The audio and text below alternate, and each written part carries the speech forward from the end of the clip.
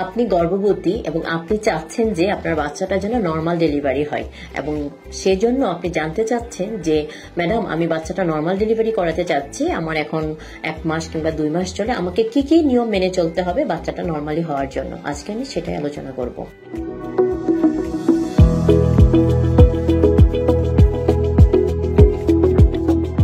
আসসালামু আলাইকুম, আমি ডক্টর রিতা তাহে।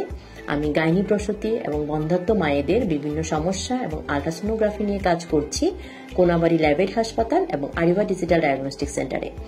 তো নর্মাল ডেলিভারি আসলে নর্মাল প্রক্রিয়া, এর জন্য অত বেশি কোনো প্রিপারেশনের প্রয়োজন নাই, বাট আপনাকে একটু সতর্ক থাকতে হবে প্রথম থেকে। সেটা হচ্ছে আপনার যে দৈনন্দিন যে কাজকর্মগুলা সেগুলো আপনি রুটিনলি করে যাবেন। তারপরে প্রতিদিন আপনি একটু হাঁটাচলা করবেন, চলাফেরা করবেন, এবং সব সময় আপনাকে যেটা করতে হবে পুরো সময়টাই আপনাকে হেলদি ডায়েট খেতে হবে, তাতে যেন বাচ্চা পুষ্টিহীনতায় না ভুগে এবং আপনিও যেন সুস্থ থাকেন। এবং গর্ভাবস্থায় যে কিছু চেক আপ থাকে সেই রুটিন চেক আপ গুলা করতে হবে, রেগুলার আপনাকে ডক্টর চেক আপে থাকতে হবে।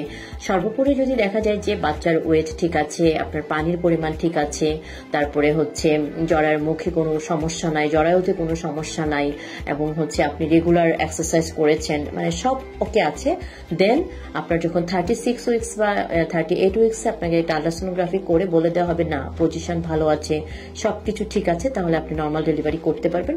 তখনই কিন্তু আপনি নর্মাল ডেলিভারির জন্য ট্রাই করতে পারবেন। তো সবাই ভালো থাকুন, সুস্থ থাকুন, আল্লাহ হাফেজ।